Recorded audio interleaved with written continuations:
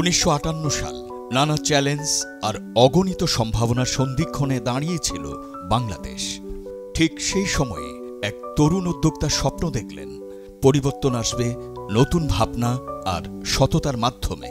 তিনি ছিলেন Samson H Chowdhury, যার হাত ধরে জন্ম নেয় স্কয়ার গ্রুপ।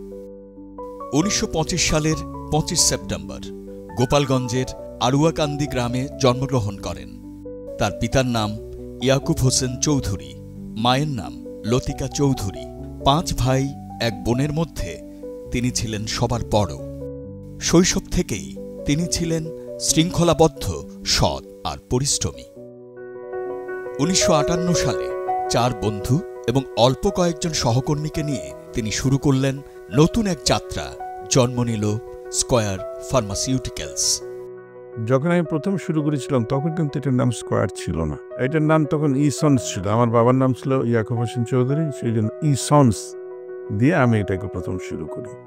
এবং প্রথমে আমরা শুরু করি ওষুধে যে সমস্ত সিরাপস দরকার হতো, সিরাপ, হাইপোলাইম সিরাপ, রোজ সিরাপ, জিঞ্জার, এগুলোই আমি ব্রিটিশ ফার্মাকোপি অনুসারে তখন তৈরি করতাম।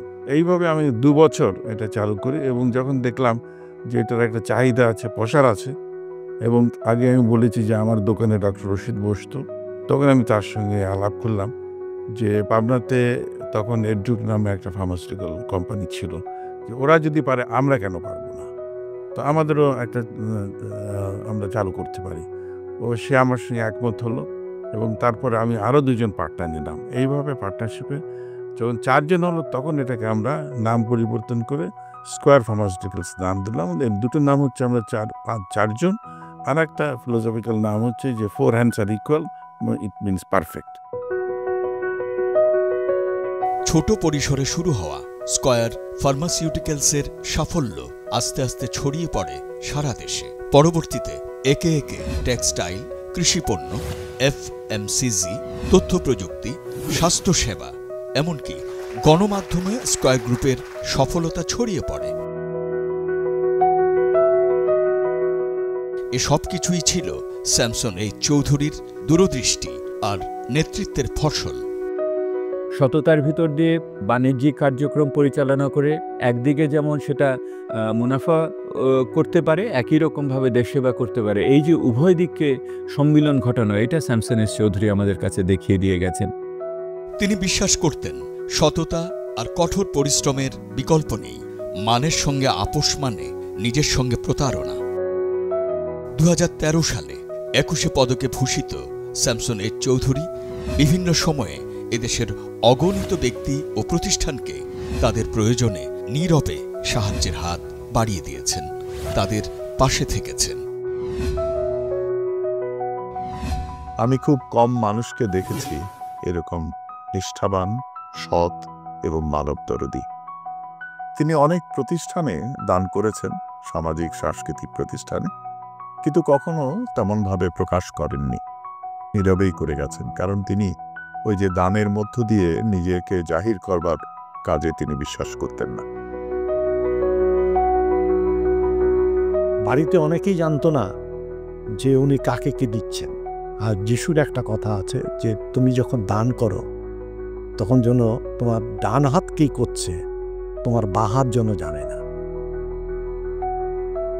সেটা উনি মেনটেন করতেন। এই ব্যবসা বাণিজ্য নিয়ে নিজের ব্যবসা বাণিজ্য নিয়ে চিন্তা করেছেন, আবার এদিকে মানুষের এই কষ্ট, দুঃখ, বেদনা এটা লাঘব করার চেষ্টা করেছেন। স্যামসন এইচ চৌধুরী ছিলেন খ্রিস্টান সমাজের এক উজ্জ্বল নক্ষত্র। দেশের নানা খ্রিস্টান শিক্ষা প্রতিষ্ঠানকে দিয়েছেন সহায়তা, চার্চ সংস্কার ও সামাজিক কার্যক্রমে রেখেছেন অমূল্য অবদান। আজও বাংলাদেশের খ্রিস্টান সমাজ তাকে মনে করে এক প্রেরণাদায়ক রোল মডেল হিসেবে। স্যামসন এইচ চৌধুরী শুধু একজন উদ্যোক্তা নন, তিনি বাংলাদেশের শিল্পোন্নয়নের ইতিহাসে এক অমর নাম। তিনি দেখিয়েছেন সততা আর পরিশ্রম দিয়ে গড়ে তোলা যায় বিশ্বমানের ব্র্যান্ড, আর স্বপ্ন দিয়েই লেখা যায় একটি দেশের ভবিষ্যৎ। পরবর্তী প্রজন্মের কাছে আমি এটাই বলতে চাই যে তারা যদি অধৈর্য হন তাহলে কিছু হবে না। যে কোনো কিছু বিষয়ে সাকসেসফুল বা কোনো কিছু বিষয়ে কৃতকার্যতা অর্জন করতে হলে পরে যথেষ্ট ধৈর্য থাকতে হবে, একটা অধ্যাবসায় থাকতে হবে এবং স্ট্রং ডিটারমিনেশন থাকতে হবে। If you stop will be run over.